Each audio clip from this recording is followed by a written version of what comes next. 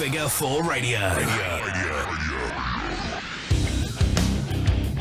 Lock it in. Lock it in.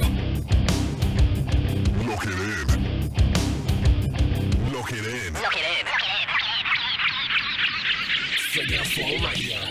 Hello everyone, welcome to Figure 4 Radio. It's the Mastermind Ollie Spring, joined as always by Luke-O-Mac. Hello. And today we are talking, it's the WrestleMania week hangover, I think. It is, we'll call it. There's been a lot of wrestling over the last few weeks. It's not just Mania, I think it's all the other shows as well. But yeah. It's almost turned into WrestleMania week, because Friday night you got the Hall of Fame, Saturday NXT, Sunday Mania, Monday Raw, Tuesday SmackDown, and it's like, Jesus, when are we going to have a chance to... You get to Wednesday and you're a little bit spent. Like, definitely. I'm done now. So shall we start with the Hall of... Did you watch the Hall of Fame? I didn't. Okay, I did. I looked at it on the network and thought, 5 hours, fuck that. The Hall of Fame? Hall of Fame is 5 hours long on the network. No, it wasn't. On the network, it's like 4 hours, 50 minutes or something. Jeez. Yeah, I looked at it and just thought, nah, fuck that. Then I think I put it on because Saturday I had, really weirdly, there was no ice hockey on Saturday, no wrestling shows to commentate, and I'm just sitting there like waiting for something to happen. I'm not used to having Saturdays that quiet. Whereas then Sunday I was working, and then I recorded a quick podcast which we'll be releasing next week with Bobby Tyler and Kelly Six. Yep. And then literally the second they left the door, I was getting changed to go out to the ice hockey. Then the ice hockey finished. I came in. I watched the rest of NXT to fill the 2 hours. Yeah. Then the pre-show, then Mania, and then I died. Wow. Yeah, crazy. So Saturday, I think I put the Hall of Fame on while I was doing chores and stuff. So I listened to it in large. I think I napped through a little bit of it when it got a bit dull. But yeah, it didn't feel as long as last year. Actually, I thought it felt quite short. The thing is, I don't watch them because I always have this anticipation of I'm gonna get bored. Like, as much as I love listening to people talk about their wrestling stories and things like that, I love the stories. I can only take so much of it. I love the stories. You know, I listen to other podcasts, not just ours. I'm gonna point that out, I know. But I listen to other podcasts, and it's like, when they're an hour long, I'm like, that's fine. Anything over that, and I'm a bit like, just shut up now. Like, yeah, I can see that. Yeah, just I can't... I get an hour's a long time to sit and listen, I guess. Yeah, and I think that's all you do with the Hall of Fame, because with the exception of, and spoilers for anyone that hasn't seen it, of Kurt Angle pouring milk over himself, there's probably not a lot to actually watch. His speech was quite good. He definitely took the silly stance. He did a few songs. He did his rap and he did his Sexy Kurt song. I saw a clip of him do Sexy Kurt. But no, I love hearing the stories, and I think Kurt Angle's it was more about him just being a bit silly and kind of letting his hair down. That's fair. I loved hearing. Yeah, that's true. The metaphorical wear. But I genuinely love hearing stories, and I think that's when the wrestlers of today get inducted, I get the feeling we're not going to get as many crazy stories as we do. It's like the Freebirds last year saying how they almost got shot at in a bar because Terry Gordy started a fight with a local, and we're not.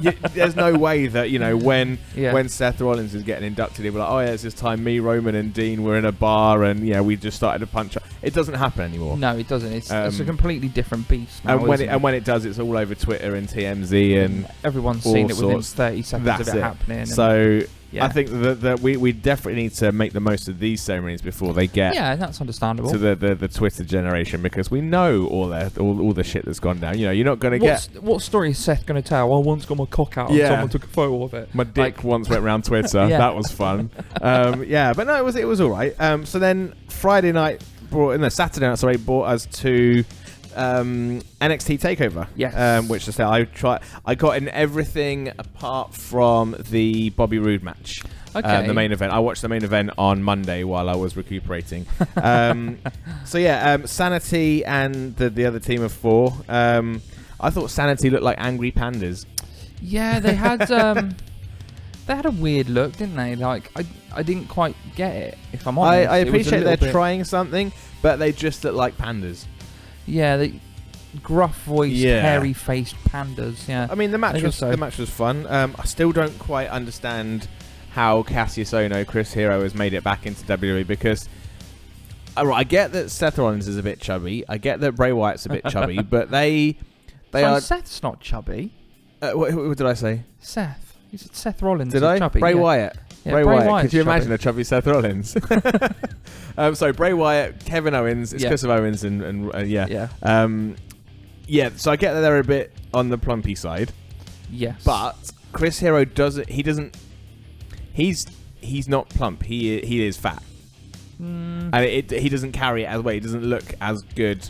But then you or could as- say as- that, like, because he's slightly taller than those guys, Yeah. it doesn't look as bad. But you could say the same a little bit about Big Cass. Because Big Cass, he's not ripped. He's not got although- the six-pack. Did you see their video package at Mania where you saw Cass when he or it might have even been on the pre-show when Cass was very first in NXT? No. He was really chubby. Was he he? was chubs. So, It was yeah. quite funny. Yeah, so I don't quite understand it, but I mean, still, he's getting paid to wrestle, so good on him. Yeah, exactly. What did you make of Aleister Black? I don't like calling him Aleister Black. What did you make of Tommy End and Andrade Almas? If I'm honest, I kind of skipped it. I Really? wasn't really into it. Oh, okay. I don't like Outmaster to start off with. I like him now that he's heel because it I works. just didn't like him at Because all. I get heel or face. I get that Triple H wanted him to wrestle without a mask because he's a good-looking Yeah. guy. But the thing is, he's kind of that good-looking guy that you hate because he's so good-looking. If that makes sense. Kind of. You just hate think that him for being nice. yeah, I get it. you think that I think if I was that good-looking, I could just walk into anywhere and get anything I want. I had very little interest in it. I think I have the interest because I've seen Tommy End wrestle at least twice. It's not that. It was just, I don't know. There was just something about the match that I just looked at and just thought, nah, I'm not fussed by it. I think that was his first actual match in NXT. Yeah. So I mean, and that's a bit of a shame. that but kind of always happens. They always put him over some kind of NXT mid card guy when a new guy starts. So yeah, it was inevitable. But I think it was an alright showcase. serviceable. Yeah, I'm gonna skip the triple threat tag team elimination match for now. We'll come back to that after the two. Asuka, Ember Moon. I still don't know how you say Asuka because It's spelt like Asuka. yeah. But they say it like it's Oscar, And- like it's a guy's name. And now that And- Nigel's started commentating, it's Asuka, Yeah. as in like almost saying like ask her. Yeah, Oscar something. Ask her if she wants copper. Yeah. I thought that was quite a good match. I'm glad that Asuka retained though. I mean, I I'm love glad Ember in Moon. the way that she retained, like Yeah, pushing the yes. ref in Yes. front, and showing a little bit of a heelish side because for the last year almost been we the have same. had Rinse and repeat. face, Yeah. face Asuka, Oscar, whatever you want to call her. Oscar. Oscar, no, my name's Oscar. I love Ember Moon. I got a bit of a think she's crush on her.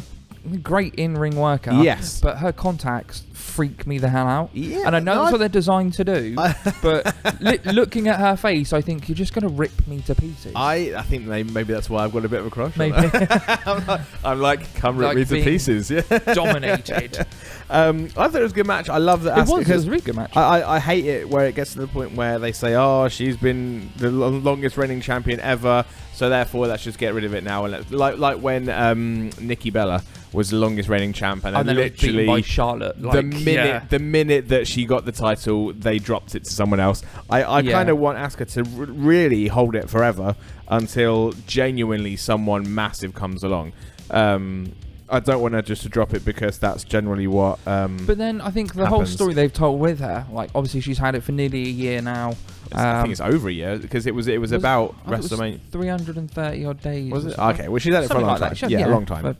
We'll say about a year. Because she's had it for that long, I think having the start of a heel turn in that Ember Moon match actually means if she does drop it at the next takeover, as long as she goes in being really heelish, then I'm happy with it. I don't mind. The storytelling they've told is really good. I just hope she gets called up to SmackDown finally. Yeah. When she does get called up. She actually won it April the 1st, 2016. So she has just over a actually. year. So she's on 370 days right now. There we go. So I kind of, because it does kind of feel like no one can dethrone her. So I don't want her to lose it to just the next best thing. I want someone to come on that is as good as her, if not better, and then drop it. Otherwise, it you seems a almost bit pointless. want like another Charlotte to come in. Yeah, and I mean, I don't know who there is that hasn't signed with them already that can fill that role, unless they end up signing someone from TNA or Ring of Honor or somewhere else. The only person I could think that could come back and legitimately take it from her would be Gail Kim. That's true. What about AJ?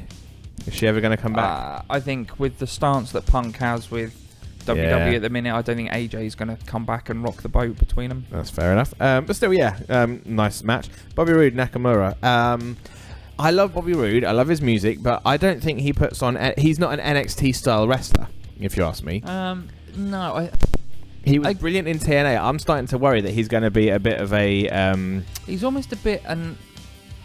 He's going to realise that he's a small fish in a big pond, if that makes sense. Yeah, I was going to say, like, not to be rude to him, but I think... And that's not a pun on his name. I think that... he does... He's not the biggest character. Yeah. And that's, I think, his problem. He's trying to be, and the whole Glorious thing really works for him. Best intro ever. But I just think, like you said, he is that small fish in a big pond, and he's struggling to find his feet a little bit, regardless of having the title. True. I mean, TNA really pushed him well when they gave him the championship, and they really elevated him. But it was a small pond, so it wasn't hard to be a big fish. Whereas, I worry that maybe... I think the thing is as well, the talent that he's following, so Nakamura, Joe, Balor, Rollins, all these people have held the belt and gone on to main event and big shows and... Well, so apart from Samoa Joe, very much hot indie guys as well, whereas... Yeah, exactly.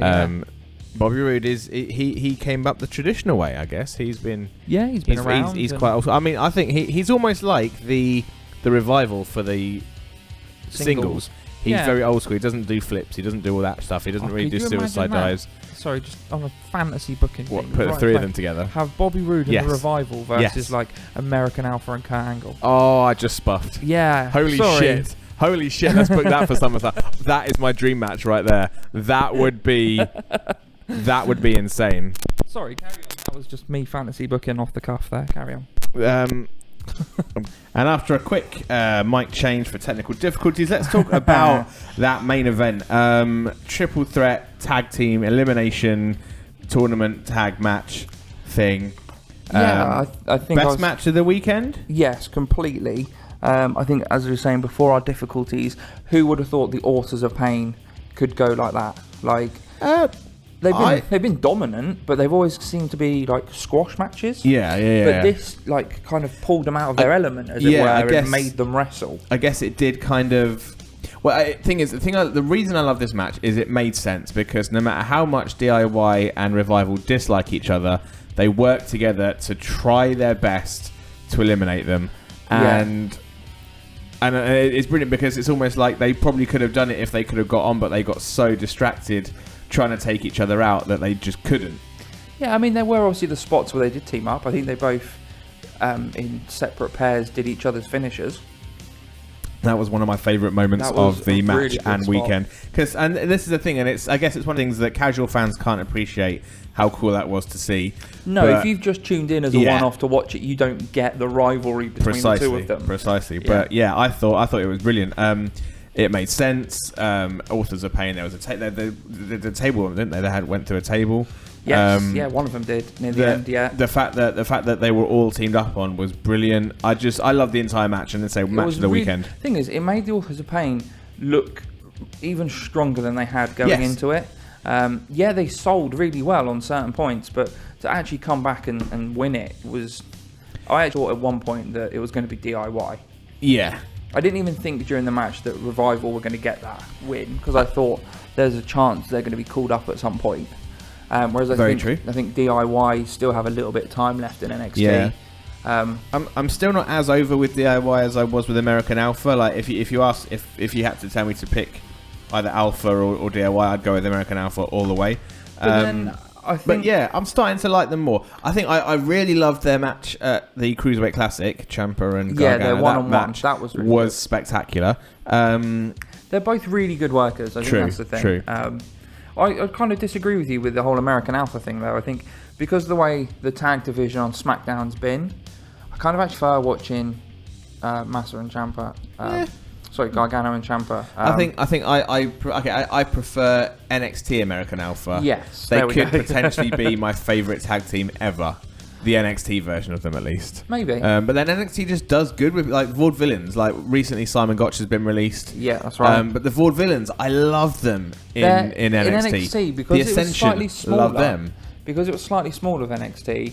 the whole black and white and the It whole... worked. Yeah, it got over a lot easier. But when you put them in a big stadium and half the people, like you said, are casual fans, they're looking at them thinking, who are these dicks? Yeah, it's a bit weird. So, but yeah. I know I loved them in it, and that's the thing. NXT generally, when people get called up, it sucks.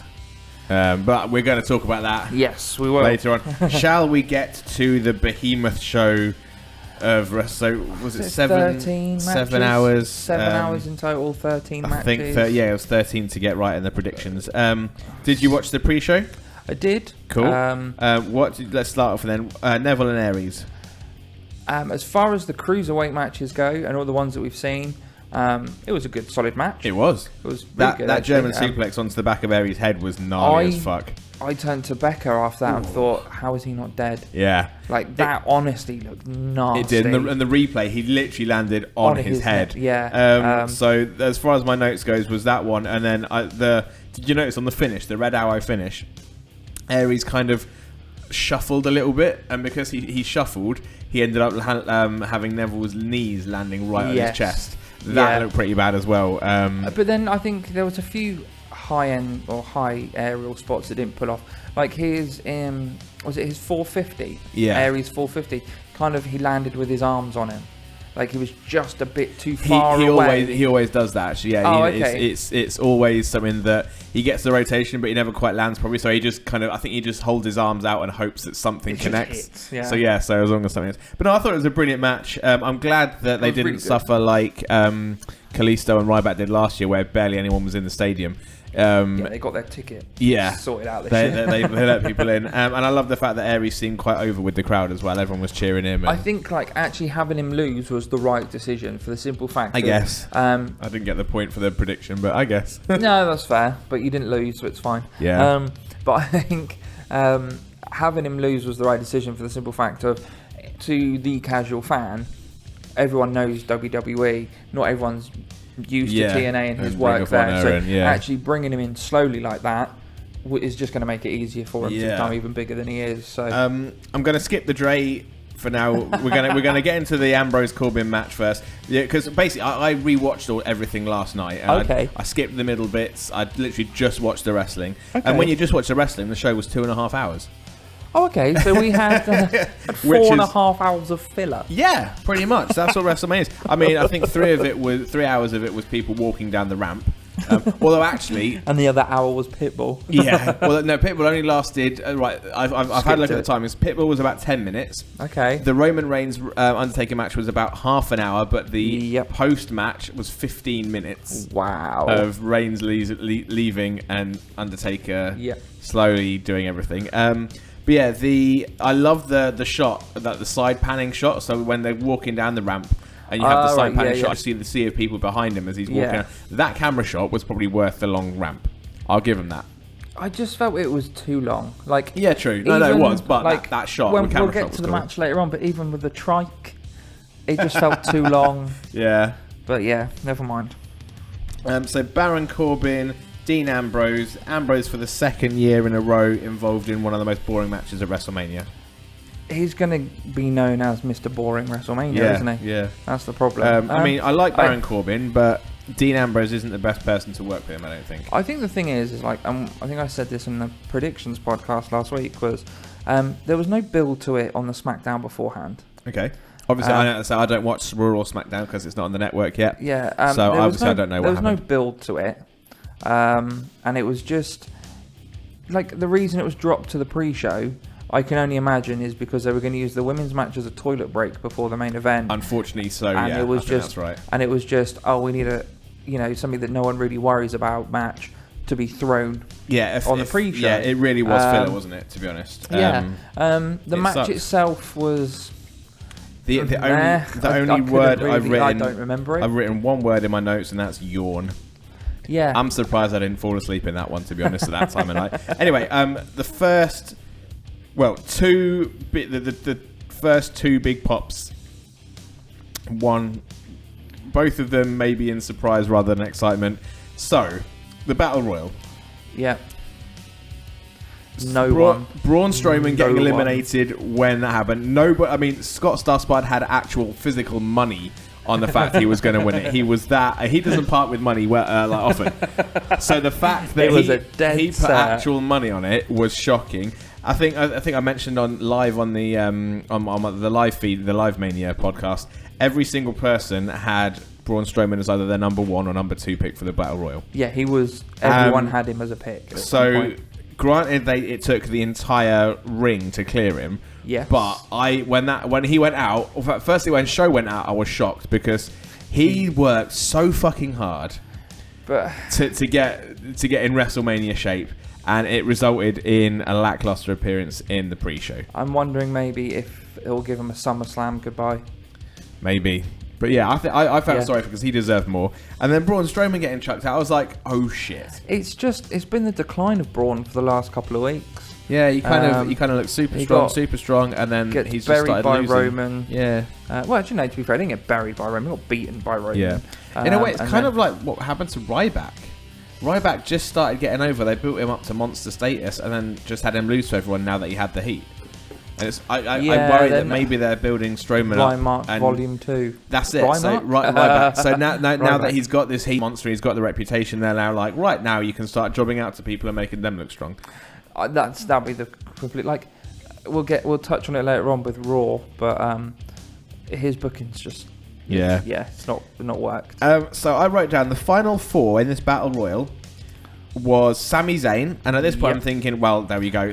Come on, Sami. Yep. Killian Dane, brilliant showing for Big Damo. He had a great weekend, didn't he? Yeah, great, because he got the pin as well. He got the pin in NXT. He pinned Dillinger. Yep. Jinder Mahal, and I'm thinking to myself, okay, so Jinder's going to be the last one in with Sami, and Sami's going to eliminate Jinder. And then Mojo Rawley, I was like, fuck Mojo Rawley. No one gives a and so let me try and think. So I think Sami Zayn was eliminated first, and I was like, oh fuck! So basically, actually, writing down those 4 names there: Sami Zayn, Killian Dane, Jinder Mahal, Mojo Rawley. Not only is that the order they were eliminated in, that's also the order of which I like them. So when Sami, that's it. When I was like, Sami's got to win it. Sami was eliminated, and I'm right. Give it to Big Damo. Let's have Big Damo with a win. He got eliminated. I was like, fuck's sake. And I'm just like, so between Jinder Mahal and Mojo Rawley, I'm like, I'm just going to go make some nachos now. I'm pretty sure when it happened, I sent you a message or a text or something that just said, I hope this is like Zack Ryder last year, where it's 24 hours of fun with Mojo, and then he fucks off and we don't see him again, because I really don't care. As soon as they went over to Gronkowski, I was like, oh fuck. I don't even know who he is. You saw it coming a country mile off. But one thing I will say, how fucking funny was that security woman stopping him from getting in? And then she legitimately didn't know. Like an angry Jack Russell sprints over to him, and is like, no, you're not coming in here, buddy. If she is somebody's mother, I feel sorry for that person because they must have the curfew from hell. Yes, but then you saw like the referees then had to pull the security guard to off say, of no, him. it's fine, it's all right. It's part of the show. Get your fucking hands off it. And then the rest of the security, it was epic. To be fair, she is a credit to the security team because she does her job. It kind of makes me reminds me when I was at Wembley Arena watching TNA and Aces and Eights were making a run-in, and I think it was after what are their names, Bischoff's son and the other guy that had the long wavy hair, the two like sorry, can we just point out my brother punched Bischoff's son in the side of the head? Really? Yep. When? How? It was at a TNA show. Wow. And they were walking through the crowd. It could have been this. Garrett Bischoff and the other guy whose name I can't remember. So basically, they were running through the crowd. Yeah, and my brother literally just threw a punch and smacked him in the side of the head. Jesus Christ! Fucking hell! What a mark. Yeah, and they were running through, and then security wouldn't let them jump the guardrail, but they were involved in the finish of the match.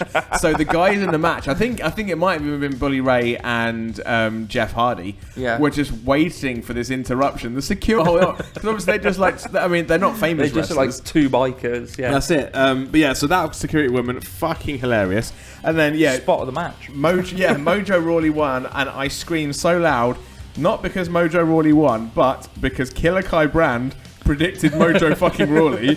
I was like, how? Thing is, he said that just to take the piss. It's Kai. He I just hope so. I hope he said it to take the piss because either that or he knows someone on the inside. That's exactly what I said to you. It was absolutely just, I could not believe it. But yeah, between Strowman and Show getting eliminated, and Mojo winning, I made a lot of noise in that match, which I wasn't expecting. My main noise in that match was, there was that kind of huff after Sammy was eliminated and half. Because thing is, Strowman as a heel, whatever. But I wanted him to win because it would have been good for him. It makes no sense to have like why have the only reason Mojo Rawley won is because he's got a famous friend. And that famous friend getting involved will get the NFL world looking at WrestleMania. See, that's the thing. Like you say, he's famous. I've looked him up. Famous in America. Yeah, I say I've looked him up since WrestleMania. I still have no idea who he is. He could walk past me in the street, and I think, oh, he's a bit tall. He plays rugby in armour. That's all he does. Yeah, rugby in armour. Yeah. So right on to the main show. Rugby. Main show. AJ Styles, Shane McMahon. How surprised were you? That was the first match. I was. Maybe not so surprised it was the main. It makes sense because it meant that you kind of knew he wasn't going to do anything crazy. Yeah, I think I said to you in the predictions thing was, the ladder match is the first match on straight away. Because it always is. Because it's always a could you imagine, 6-man, 7-man ladder match. If they'd have put that match on first with the surprise they had, that would have ruined the whole show. Yes, that's true. So actually, I think it was good. It meant that. And who knew Shane could wrestle? This is the thing. I was shocked. I mean, granted, it wasn't like his punches smooth. were still poor. And I think he threw either a hip toss or an arm drag or a power slam that looked. AJ a little bit sketchy. AJ had to flip out of it to avoid landing on his head. Yeah. But no, I was absolutely. It was almost match of the night for me. It was really well put together, actually. Everyone was saying, he didn't jump off anything high. No, but he did go from the turnbuckle to the table. Yep. And put himself through it. He did a fucking shooting star press. I know, right? I actually called it right. Literally, as soon as he pulled AJ closer to the corner, and I said to Kayla, I was like, is he going to do a shooting star press? Because like there's very few moves where you pull your opponent that close. And I'm thinking, oh shit, is he? And then he started climbing. I'm like, Kaylee, he's going to fucking do this. He's going to do a shooting star press, and he did. I was like, oh my god! I didn't call it. I thought because he normally goes up and there's like an elbow drop or something. Yeah. That's the thing. He pulled him too close for something like that. Yeah. So I was watching it and I was just like, it's just going to be another elbow drop and AJ's going to move. And then as soon as he twisted, I was like, oh my god. Yeah, I don't know how that man is in his 40s. I don't know how I saw it coming, but I thought to myself, the only way Shane is going to do something that's going to get people talking that isn't jumping off something high is to pull off a move at WrestleMania that is often heralded as quite a dangerous move. Look at Lesnar when that's he did exactly it. And I think that's what it was a nod to because there was nothing for Shane to jump off that was high, so he had to. Because he climbed up that roller coaster thing, he would have been killing more than just himself. He'd probably murder whoever he landed on. But that move at WrestleMania is a dangerous move, and I think to me that was his kind of risk-taking spot, if that makes sense. Yeah, the elbow drop through the announce table. He did it on SmackDown. He always does that. That's fine. That's bread and butter. That's a walk in the park. Shooting star press, however, was something you don't see very often. No. And I think it worked. Absolutely loved the match. And so I've put match of the night question mark because it's a contender. Definitely up there. Yeah. It's like you said, there are a few sketchy moves, a few things that, like I said, AJ had but to you put don't out expect of. it. But to be honest, like Shane must have been training hard for that because he looked really good. Really good. Without a doubt. Kevin Owens Y2J. I fell asleep in this one on the night. So I did go back and rewatch it, and I actually on the night I didn't rate it, but then watching it back a second time, catching all the bits that I missed when I dozed off, it was actually better than I thought. I think it was a pretty solid match. I can't a bit like you. I was dozing in and out at this point because I actually fell asleep. That's it. I think you started texting me back at a certain point. And I was like, I'm thinking to myself, I should probably stop messaging him. Because I'm probably going to spoil the entire show at this rate. So, I fell asleep before the next match, essentially. So it was kind of the end of this. Yeah. Like, I saw Kevin win it. I generally tended to wake up as soon as I heard the 3 bells. I was like, what's happened? Someone's won, Yeah. So I saw Kevin win it, but then I think the New Day came out after that. And there was a promo or something. No, it came out after the women's match. Was it the women's? Yeah, for their announcement. Okay, well I heard something anyway. I was like, I'm going to sleep now. I just don't care. But yeah, the amount of reversals in that match were brilliant. I loved all the reversals. I loved the pop-up into the code breaker. I think we've seen it once or twice before maybe, but it's still one of my favourite reversals. There was one where, I think there was like a triple sequence where one guy went up to the top and went to do a move, but they got the knees up. Then the other guy went up the top. Got the knees up, and then the third one, I think they maybe got the knees up again, but that was really good. one of my feedbacks or general thoughts on the entire show was there was a lot of the singles matches where they didn't do anything that we haven't seen before. There wasn't any big. So the reason why I loved AJ and Shane is because we saw Shane do a shooting star press. Yeah. We saw. We didn't see AJ do anything that he doesn't normally do, but we saw. I mean, we don't normally see AJ versus Shane. So that was fine. Yeah, it was the first time we had seen that match. We've seen a lot of Owens and Jericho together, quite not against each other, but it was almost like they just kept doing the same old stuff they normally do. Apart from there was a few reversals, a few times that Owens did a few moves. I think you have to take in, like, no disrespect to Jericho, but we'll take into account of age here. I guess. But I want the thing. My general kind of thought with pay-per-views is you have. Pretend we have one a month and you've got four TV shows a week. So the 4 TV shows build to each pay-per-view match. And then, in all honesty, this is where TNA suffered before I stopped watching because they didn't have anything up to. You have 4 TV shows where you build up, you kind of you hone your skills on in the TV shows. But then the one pay-per-view is where you do shit that you don't normally get. So you have your pay-per-view moves. Kind of like, in a way, John Cena with his top rope leg drop, with his Code Red. With his Springboard Thunder before we started doing it on telly, but it's a pay-per-view match because John Cena's going to hit the top rope leg drop. Yeah, that's true. And he never does that on telly, always does it on pay-per-view. Okay. So, and I mean that's a very rough example and probably the worst example because I also hate him doing it because I know he's going to do it on pay-per-view. Yeah. But I didn't see an awful lot from a lot of the matches that made me think. Yeah, they're trying to pull out all the stops for the big show. Yeah, I think instead of doing that, I think a lot of them just focus on let's just put in a solid match. Yeah. Let's not, fancy around and, pull off shooting star presses and whatever like Shane does, but just, put on a decent, solid technical match, I guess. Yeah. But yeah, it was. I think it was an okay match. I think the outcome was right. Yes, and that's the thing. So Ambrose and Corbin, I don't agree with the outcome. Nope. Aries and Neville, I'm okay with it. Yeah. Dre Battle Royal, don't agree with the outcome. No, I don't see not the point. at all. Because Mojo isn't a star you're going to build. He's not he's not a Cesaro. He is not a Baron Corbin. He is not.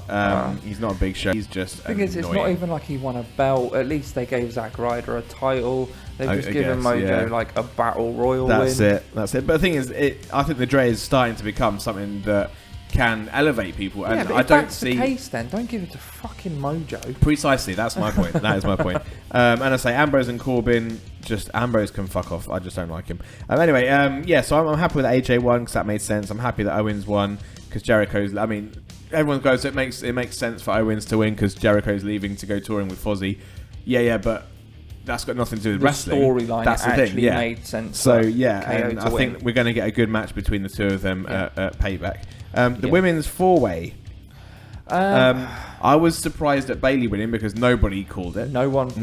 Everyone thought Sasha. Well, a majority. That's it. And that's the thing. And again, I actually don't agree with Bayley winning. I think because what was the point in sowing all those seeds of doubt with Sasha to not go through it? I personally don't even agree with Bayley going in as champion. Yeah. I think Charlotte dropped it at pay-per-view too early. You could have given Bayley her Mania moment by winning the title at Mania. Could you imagine how much Charlotte losing her streak at Mania? Could you imagine how much bigger the crowd pop would have been if Bayley had won for the first time that night? Oh, it would have been phenomenal. There would have been tears. The crowd would have gone nuts. But because she went in as champ, you'd already seen it. They'd ruined it. They'd blown their load too early. To be fair, we'd already seen Sasha as champion, and we'd already seen Charlotte as champion multiple times in the last year. So actually, maybe keeping it on Bayley was the right decision. Yeah, but then I think if the plan was always have Bayley win, don't have a win it beforehand. Don't start telling the story of Sasha's only doing this because she wants to get in. You should have had. I would have put Charlotte and Nia Jax in a bit of a program together, or just fed her to Dana. Have Dana fill the time before Mania, and then just throw together a quick. Quick you're going to have. The way I probably would have done it is I probably would have done Bayley and Nia going into it. Yeah. Because Nia would then look like the giant, as it were, and have Charlotte and Sasha be like, yeah, but we still have rematches. We're still up there as the best there. Yeah. Why aren't we? And then have them inserted and do it that way. But yeah, I think they completely missed an opportunity there. I did love the triple teaming on Nia Jax. So there was a triple power bomb. I feel sorry for Nia Jax because in the in Survivor Series, Is it because she's not like most girls? It might be. Yeah.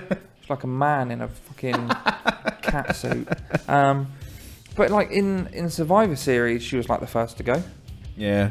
She's literally just gets the shit kicked out of her, and then that's it. and in a way, it's almost like they haven't even built her as a monster heel because she's just been beating jobbers. She hasn't actually beaten anyone credible, really. No, like she came out, to be fair, she came out like a bit like Strowman. Yeah. And she came out, she was chucking jobbers around, she looked really good. And then as soon as it got to like Charlotte and Sasha, she just kind of sunk back into the shadows a bit. They've almost told the crowd Nia isn't on everyone else's level, so yeah, she's just exactly. But I loved her involvement. I think the most enjoyable parts of the match was when she was still in it. Yeah, and then it just kind of settled down. But yeah, bit of a weird one. I would have made that Bayley's first win. I wouldn't have made it as a retain. I think the whole having Charlotte versus Bayley as the final two was very well put together. Yeah. But I just think it was the quickness on how they did it. Yeah. So Sasha was eliminated, and then Bayley won like 30 seconds later. It was a bit. Yeah, they probably could have been given a bit more time and maybe taken a bit of time out elsewhere. But anyway, okay, yeah. Then the New Day came out, and this is the thing. As soon as so they came out. They nearly did what I predicted. What's that? When I said during the predictions, when they're going to put themselves in the match. But the thing is, to me, they came out in their wrestling gear. And they're like, oh, it's now a full weight. And I said to Kaylee, they're not. I think at that point I started thinking, oh shit, Hardys, because it was too obvious that they'd come out in their wrestling gear. I think if you're going to pop the crowd about adding yourselves as a team, you come out in in like a suit and tie, and then go, well, this is now a four-way match. Yeah. And kapow! Yeah. We've got our wrestling gear on it. But it was too obvious. It was far too obvious. And that's the thing. And they even said, oh, they're dressed to wrestle. I'm like, no, that's too obvious because you wouldn't waste that pop. You're making a that's thing of it, yeah. And they said, the fourth team is, and then like when they didn't say us, I was like, oh shit. And then the screen went purple. Fucking screamed the place down at 2 a.m. I didn't give a shit about my neighbours. I went absolutely batshit crazy. I'm not even ashamed of that. I didn't open because, like you said, you text me. I was asleep at this point. I didn't even bother looking at the messages. Good. In fact, did I mention the Hardys? That's the thing. Like, you text me saying I'm broken.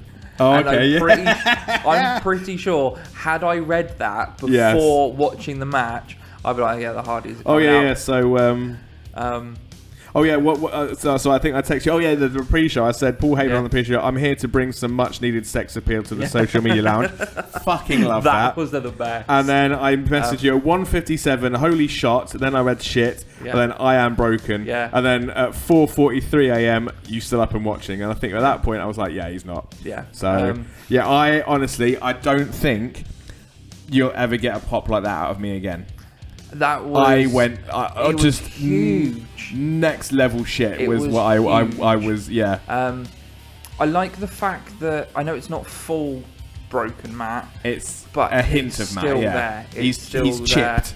He's chipped. Yeah. He's got one part missing maybe. I love the fact they came back and Jeff straight away was, I'm climbing up ladders and I'm doing stuff. Yeah. And watching it second time round, the setup was so obvious. It's literally like, oh, when they get squashed between them. No, as in. So the ladders were laying across they were laying flat. Yeah. And then Sheamus and Cesaro both got kind of beaten down in the ring, and they kind of rolled to ringside, and then kind of like fish out of water, wriggled onto the middle of the thing, and then laid still waiting for Jeff. Like, it was so funny, like watching it back.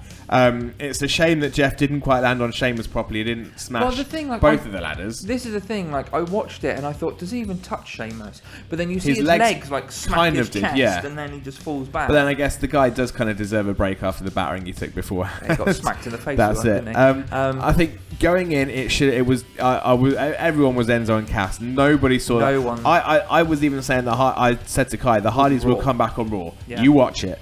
And and they showed up at WrestleMania. I was happy to be very wrong on that because I said there's no fucking way they'll be at WrestleMania. No, exactly. They won't inject them into the match, and they fucking did. They wrestled on like the Friday night, and they wrestled Ring of Honor. Yeah, then they wrestled on like the Saturday night as well. Well, that could be Ring of Honor. Yeah, I think that was the Ring of Honor. On Friday night there was another card. I can't remember what it was.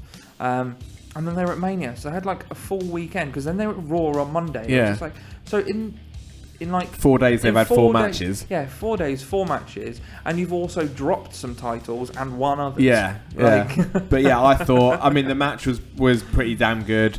It didn't overstay its welcome. It's got to be moment of the night as well. Oh, that moment of the decade potentially. But it's the thing. I think the only thing that's comparable to the pop that got was when Rollins cashed in at WrestleMania 31. Yeah, fair enough. Those 2 moments define the 2010s as far as I'm concerned. Yeah, fair enough. Cena and Miz.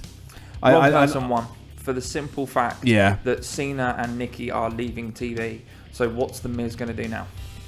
Very true. The Miz, again, we'll touch on it later, came out dressed as, like, him and Maurice came, Maurice. I don't know why I said that. it's something with her name, I can't say it. Fair enough. I won't judge. Right, so they came dressed as Nikki and Cena again this week on SmackDown, and it's like, well, if you're going to keep taking the piss out of them, at least they should be on telly, and they're not there, and it's just... Well, did they not show up on SmackDown at all? I think it was like a satellite feed type thing. It was stupid. I haven't seen it. I think I've only read SmackDown this week. Yeah. But we'll get to that a bit later. I'm not a massive fan of mixed tag matches, if I'm being honest. No, I'm not a huge fan. It's a bit gimmicky, but in the way that I think if it's going to be mixed tag, you should have it where the guys can beat up the girls.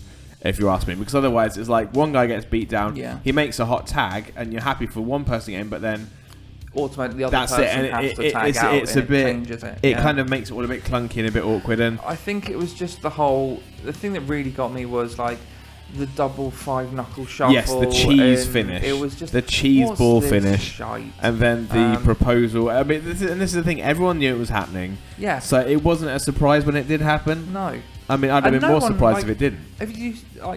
There was one woman in the crowd, and she must have been sat by a microphone, because all you could hear was this woo, woo. But that was she was the only person. It's because cheering. Everyone else knew it was going to happen, and everyone else didn't give a shit. To be honest, I have seen the story he told was really creepy. Yes, yeah. Like, remember when you were knocked out on drugs and I was creeping on you? Yeah, I have seen a really fun video where they've removed John Cena from the entire video clip of it. So it's literally because they're like, you can't see him. So there's like a floating ring box, and then Nikki's just down to the blank canvas, like crying. It's so funny. I don't know who did it or how they did it, but yeah, epic. Well done, that person. Triple H and Rollins. I fell asleep in this one as well.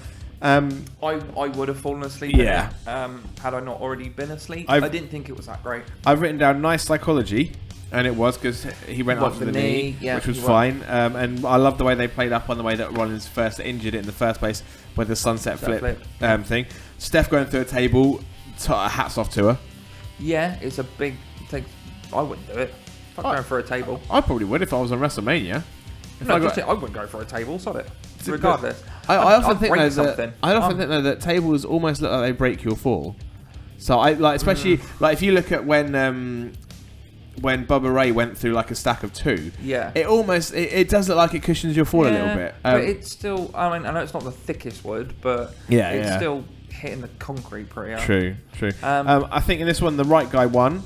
Seth, yeah. It's kind of awkward when both guys are just going to hit the pedigree. I just wish Seth would have a different finisher now, because he's no longer Triple H's little lapdog. Yeah, I think he needs his own thing. Like, I know they wouldn't bring the curb stop back. Oh, I want them to though, because it was brilliant. Had he done that, then it would be a cementing of I'm not your bitch anymore. Yes, that would have been really good. The entrance on the trike made me laugh so hard. I enjoyed it. It was different. It was different. It was just the fact it was a trike. Yeah. I think had it been a bike, been more into it. But it's in fact like, you can't ride 2 wheels, you need 3. But imagine if they'd have been coming down and Steph had fallen off. I'd have laughed even more. But yeah, it was fine. I think the biggest surprise for me was that no one interfered for Triple H. Yeah. It made no, because obviously he's had Joe guarding his back for weeks now. And it just I thought that we were destined to see Samoa Joe. There were 3 names that I thought should have been at Mania. One of them was Joe. Balor was the second one. Who was the third? And Rusev. Yeah. No Rusev. Oh man, I feel so. Yeah. Like that's the thing. So Samoa Joe last year was headlining NXT. I think probably. This year he wasn't NXT. Not at Mania. Wasn't at Mania. So what did the poor guy do? Like, He was used on Raw. Like, you got to think that if Balor hadn't been injured in the first place, would Joe ever have been called up that quickly? Or I still reckon he would have done. They would have found a way to put him in there. But anyway, yeah, the match was what it was. The right guy won. Yeah. Bray Wyatt, Randy Orton. Wrong guy won, if you ask me, because Randy Orton should have been Bray. Boring as fuck. Always should have been Bray with that. He looks disinterested the entire time. I like his new power of being able to control PowerPoints. That looks good. Yeah. Now this is right. Yeah. This is the thing. One Facebook thing I've read. Somewhat a friend of a friend of a friend commented on something saying that everyone's asking for things to be different, and then when we give them different, they rip it to shreds. Projecting bugs into the mat wasn't like I say, it was a projector, and they've been using projectors since the 90s. They used a projector to elevate Undertaker out of a casket at Royal Rumble at 1992, I think it was. It wasn't even cool. That's not even what we're asking for. Yeah. We're not saying we want different things to be seen in different matches all the time. We want different stories. We want different people to win things. That's it. And when you go, Randy, you've won it 12 times. Here, have it a 13th. I'm hoping it's unlucky. Yeah. Then that's not new. But like an actual long reign for Bray Wyatt with a title would have been really good. Yes. And now it would have. Like, again, we'll touch on it when we go through SmackDown. Like, he's just seemed to have lost the plot now.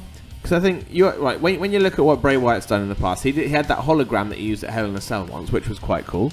Yeah, was that to distract Dean Ambrose? Possibly. I think it was Dean. That was cool. But then you look at, like, we use The Undertaker as an example. In his old Attitude Era thing, there was times where he was firing lightning bolts from the ceiling, so you had pyro that went from the ceiling to the stage and blew up.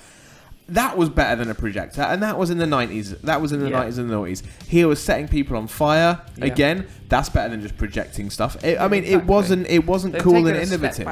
Yeah. Like, it was that thing, like, before they wrestled at Mania. Was it last year they wrestled at... No, the year before they wrestled at Mania, when Bray went against Taker, and he was like, I can control the lightning. Yeah. And it's like, why didn't they play up on that? Yes. Even more. That's it. So do something like that. Yeah. But they just put projections up of bugs. It was like, it was...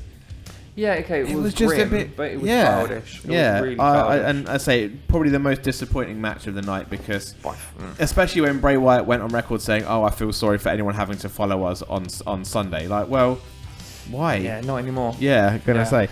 Then we had Lesnar and Goldberg. I've written one word. Go on. Perfect.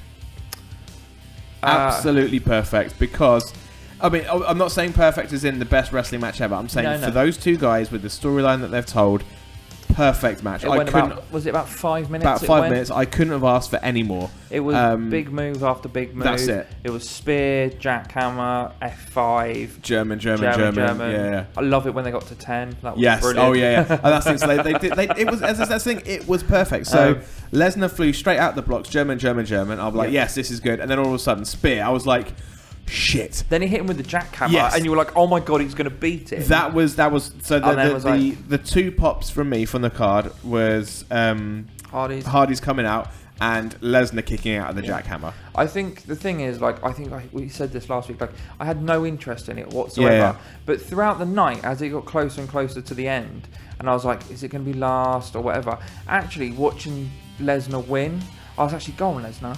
Like, that's kick it. His head in. That's the thing. Like, and actually kick his head in. Granted, it wasn't quite brutal, but Goldberg took more bumps in that one match than he took in his entire fucking career in WCW and WWE. And I don't think we've ever seen anyone kick out the jackhammer. Precisely. So it was absolutely made Lesnar perfect. Look really good. The spear through the barricade was great. Can I just say, can Paul Heyman read me fairy tales?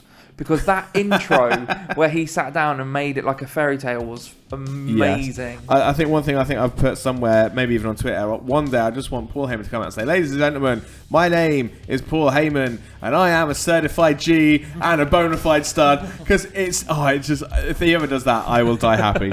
Absolutely perfect match. They don't need to change anything. Basically, that's the one match where I wouldn't have changed a thing. No, absolutely. And to be honest, that could have gone anywhere on the card and still been as good as it was. Then we had a Lou break in the SmackDown Women's Championship match.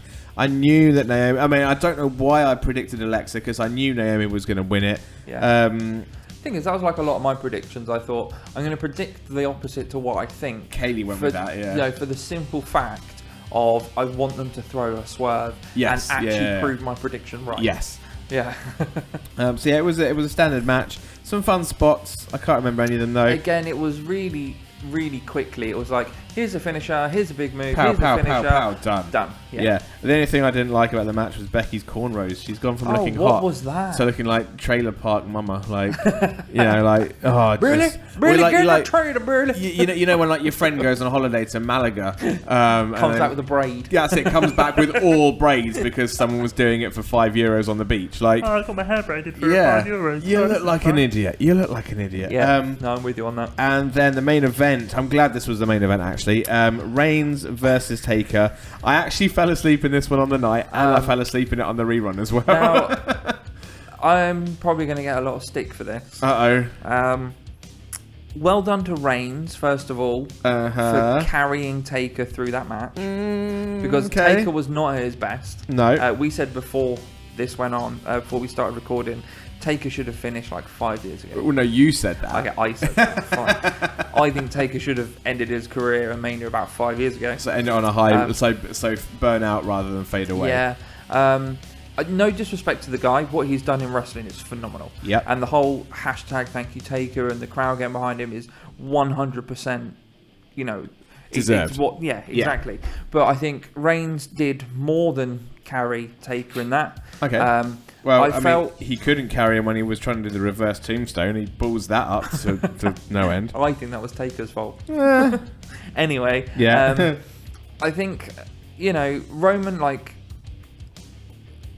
is like, all the chants and all the boos for Roman's like water for duck's back. Otherwise, he would have given up a long time ago. True.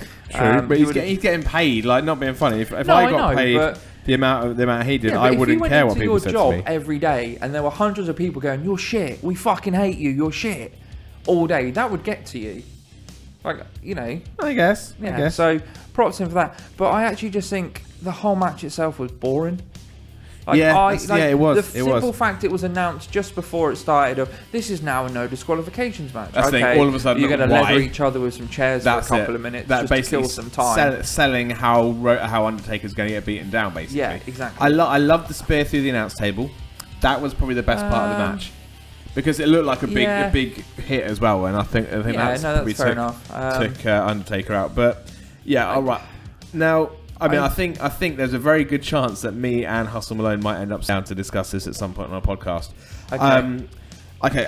So I guess we can kind of transition into Raw. So Roman Reigns at Raw, just soaking in the jeers and the fuck you Romans and all this best promo stuff. he's ever done. True. I am just right now. If he does continue to turn heel, regardless of how fast or slow he does it, yep, that's fine. What I'm worried about is that promo and that thing there remains at WrestleMania weekend, and then next week on Monday Night Raw he's back to suffering succotash and all this shit. I think, like, I listened to the podcast he did with Jericho. Yeah, I listened to that recently, and he said in that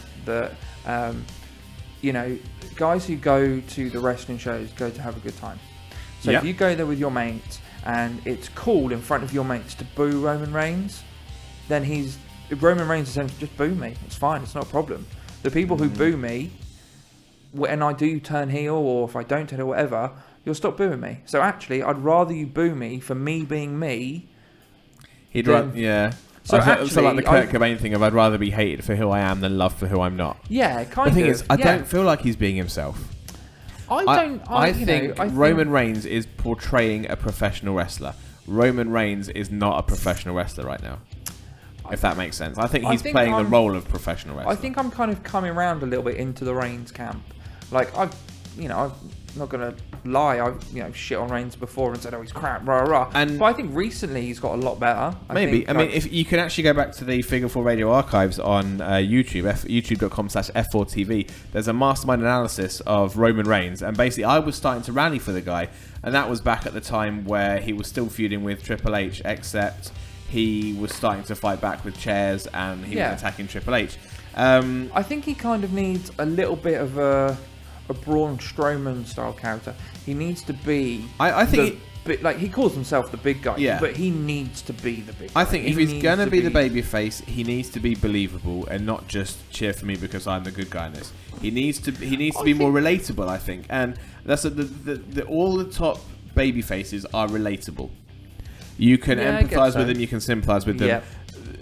Heels, it doesn't matter if they just have to be heelish, and that's why it's Yeah. easier to be a heel, because it's so much easier to get someone to hate you than it is to get them to love you. Dick than it is Yeah. to be nice. And I think, to be honest, I wish that Roman Reigns would have won in a more heelish fashion. I wish that he would have just gone to town with a chair, pow, pow, pow, pow, pow, 13 chair shots, pin, like The Rock and Mankind Royal Rumble. That's fair. Obviously Yeah. not to the head, but just have him wail away with chair shots and then get the pin that way. Yeah. Or pin him really cockily, but it was just business as usual, and that's what pissed me off. And I just hope, if this is the start of a Roman Reigns heel turn, then I will continue to boo him and rain shit down on him, but I will feel proper for it, because I don't like booing baby faces, but when they're that's shit, fair enough. I have to. I think personally the wrong person retired Taker. I think had that match. No, I think the right person did it, as long as they tell the right. Because obviously, when Brock Lesnar beat him, everyone was like, the wrong person's done it. But look at the story they've told since then, and how much of a beast, pun intended, Brock Lesnar now is. Yeah, no, I don't mean he should have gone out then. I think if you could have had this match, I think I gone, want us to be sitting here in 2 years' time discussing WrestleMania 35 and saying, you know what? At the time, I was really pissed off that Roman Reigns retired Undertaker. Yeah. But looking at what they've done with him since, brilliant. I just maybe. want them to That's push fair. him, because no one wants to cheer him for doing that. Everyone now wants to boo him for doing that. So they need to make him a proper heel. Just fucking do it. Pull the trigger and have everybody boo him properly. To be fair though, that promo he cut on Raw. Was it a promo? Was it one line? 5 words. Yeah. But to be fair, they're the best 5 words he's ever said. They 'Cause kept it stood easy. in that ring. He stood in that ring for nearly, it must have been like 11, 12 minutes. Yeah. To cheer, like every time he put the mic to his mouth, shut the fuck up, you're shit, rah rah rah. And then all he said was, this is my yard now. This is my yard now. And then he just walked away. Yeah, so that's brilliant. And that was as the long best thing he could have done. They have to build on that now, though. They can't just go into whatever city they're in next week and just carry on as usual and just have But him. this is the thing, like his next opponent in storyline wise, if you think about it, is Lesnar. So now you've got I think that's going to be retirement. that's going to be WrestleMania next year. It's got to be. They're not going to throw that away before WrestleMania. I don't think. But that will still be. In a way, I would be quite happy for them to announce that for WrestleMania next year now, like they did with Cena and Rock. That's it, and give us a long, slow build. Yeah. But yeah, I just, what I'm saying is, I'm not going to judge it too much. I am pissed off with it, but I want to be pissed off for a legitimate wrestling reason, rather than just being annoyed. I don't want to be one of those smarky bastards that's just like, oh, Roman Reigns won, I don't like this, I don't like him. I want to boo him in real life and in wrestling life. Okay, fair enough. So that's what I want. So we'll talk about the Raw and the SmackDown thing, but I haven't seen either. You haven't seen either, so we'll just talk about the call-ups, I guess. Yeah, I think it was. Yeah, I mean, I've the big talking points. Yeah, so, the biggest talking point I think in Raw, regardless of the call-ups, is Kurt Angle. Kurt Angle GM. Yeah, I think that's a good great shout. move. And I think as well that based on his Hall of Fame speech, he's going to come back as the kind of the comedy GM. Well, yeah, he had a thing where he was talking to Enzo. Yeah, and he was like, "That's not how you spell soft." Yeah, and like to be honest, after all this, like, how long have we had heel GMs and managers on Raw? I'm getting sick of them. I think if they use Angle like this, perfect, because people aren't going to want to turn off when they see Stephanie McMahon come into the ring. It's going to be. But this is the thing. Like, we want to be entertained. We don't want to have to put up with. I think the thing with Kurt is he showed that he can be funny like he was with Enzo. Yep. But then he can also be serious as well. Yeah. So as long as he's both sides and he's fair with it, I can't. I think it's perfect because I to be honest, I love Mick Foley. I didn't like him as a whatever character he was playing. A bit soft. And Stephanie McMahon was just doing the same odd shit we've had for God knows how long with authority and. She's such a She doesn't belittle men, but she just, I don't know. She's got bigger balls than most men. Yeah, she's just a bit of a knob. What do you make to the Revival being called up to Raw and not SmackDown? So they're not on the same brand as Alpha. To be honest, it gives the tag division in Raw a needed boost. It does need it. True. When you've got the New Day, the Club, and now the Hardys, I guess as well. Yeah. But then you're making tag teams out of Cesaro and Sheamus. And Right, they've done well, but I get what you mean. Yeah. Like, they're not a natural tag team on paper. Exactly. I think it's interesting. And like having the Hardys back as well strengthens the division. So there's actually more matches that you can have, and more feuds you can build. It's a bit like the women's division now, actually. Yeah. Because now Dana's back in and Emma's back because she came back on Raw Monday. That's I didn't even write her down, but she did. She came back on Monday. And lost. But it just strengthens the division because there's now 6 women as opposed to 4. Yeah. So you can stretch storylines out a little bit and have different matches. That's true. So yeah. And Balor making his return, which was interesting. I don't get why he's on the same side as Rollins in that though. If you were Universal, like if this were me and I was Universal Champion and I had to give the belt back because I got injured in the match the night before, my first storyline feud is with the person that put me on the shelf. Yeah. I would go after Seth and kick the shit out of him before turning my attention to Brock at SummerSlam. Yes. So I don't That's get, what I do. and I think the only reason they haven't done that is because now both of them are baby faces, so therefore you can't have him go after the only to me the only logical way they can put this over and not have them go head to head is for Balor to say, well, Rollins got his karma, he was put on the shelf as well, so I'm happy with it. As far as I'm concerned, the universe has righted my wrong, therefore all is forgiven. That's the only thing that could. I think that's a bit of a shitty way to look at it. True, but how else would you explain it? Why else, like you say, why else wouldn't he go straight after him? Yeah, or you do the whole frenemy type thing. So you take a page out of AJ and Paige, and I guess in that respect, it's another one we'll just have to wait and see. Yep. SmackDown, Nakamura and Dillinger. So basically, I'm trying to think. Does NXT have any guys I like left? They better start building some fucking quickly because they just keep getting raided. I think that's the thing. Like. Nakamura's debut was so weird. Because did he come out? Did he interrupt Miz? He interrupted the Miz, and then he stood there, and he posed, and then it went to a break, and it came back. Yeah. And it was like, oh, now it's something else. So yeah, like Ziggler came down. Or something. It was so odd. When I was reading it, I thought that maybe there was a paragraph that hadn't been uploaded or something because. It was just that. So still, I mean, there's lots of matches he could have, and Ty Dillinger finally getting his. I just hope. For like 10 years. I just hope Ty Dillinger doesn't turn into. What's his face? See, I can't remember his name anymore. The supermodel-y guy who's sexy, Tyler Breeze. I just hope he doesn't turn into Tyler Breeze, and he's like, "Yay, called up! Everyone's happy for me." Job, and get buried because. He, as I said, I think Colt Cabana said it right. This guy can get a number over. Therefore, he needs to be doing good things. I think in my ideal world, the best thing you do now is obviously Ambrose and Baron Corbin are still feuding. Yep. You finish that with Baron Corbin winning the title, and then you have Dillinger versus Corbin. Because I think Dillinger versus Ziggler would be good. No, because I hate Ziggler. He can drop off the planet. That's fine because he's a heel now, so you're allowed to hate him. This is the thing. Like, no. There's, you know how you said you wanted to hate Reigns. Yeah. No, I just despise Ziggler. But have Dillinger go over Ziggler.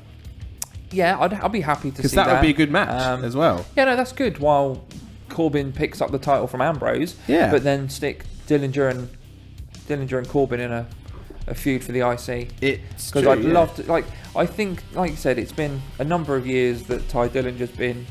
He's been in development. He's been in development since before NXT was a thing. Yeah, I think he's been in the company altogether like 11 years or something stupid. Yeah. So actually, give him the IC title, give him a championship, and watch him run. Like you said, he can get a number over. But then saying that, he's another guy called up from NXT that's never won gold in NXT, like Enzo and Cass. So. And they still haven't won anything in... Yeah, they don't deserve to. They need to break up, surely. Maybe. We'll see. I just don't want to see Enzo. Yeah. But yeah, so that kind of caps up our WrestleMania hangover, I guess. Yeah, it does. As I said, I was pissed off beforehand because no one wanted to... I mean, you went away. Scott didn't want to watch it live. Naz bailed on me. Kai was... God knows how far away and working the next day. I think I was closer to Kai than I was you. Yeah. For the simple fact I was in his county. So Kaylee was my saving grace. She set up and she didn't fall asleep, which is heroic as far as I'm concerned for her. I did like the fact that there was a bit in the last podcast where you were like, so I think I might have dropped off in that match. I think it was the Bray Wyatt match, and Kayla was like, yeah, I was just on my phone. Yeah, Just yeah, like, she was so that much disinterested. That's the thing interested in that one match. Yeah. But yeah, no, Bless her. she's a fucking hero for staying up with me. So I know she's not listening to this, but still, thank you. So if you don't already follow us on Facebook, go to facebook.com/figure4radio. Give us a like. Luke, you are the Twitterer for us. Yeah, head over to respect. Twitter and Instagram. We are at Figure4Radio.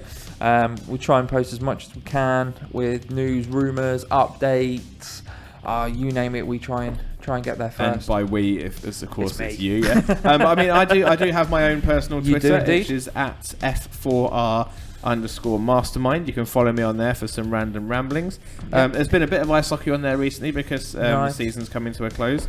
But then once the season's come to a close, I am going to go balls deep on commentary, and hopefully I'm going to start getting booked all around the country, so you can find out where I'm going to be for that. Sounds nice. We are on iTunes, SoundCloud, Podomatic, Stitcher, Mixcloud, TuneIn Radio app. You name it, we're there. Yeah, so go find us, give us a like and a follow, subscribe, share. Head over to our YouTube channel. And the YouTube channel, youtube.com/F4TV. Our archives are slowly being uploaded on there. They are There's indeed. a few. There's the WrestleMania predictions. Go and see how wrong both me and Luke were. And congratulations, though, to the Naylor Naz for getting an insane amount of predictions right for WrestleMania. Yeah, that was scary. Superhuman effort there.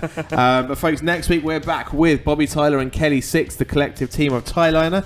They popped in on their way back to Southampton for a quick chat with me. So tune in next week to find out what they had to say. And then the week after that, we have got Brands Warfare live from Wales. That one I can guarantee you do not want to miss. So tune in next week on Figure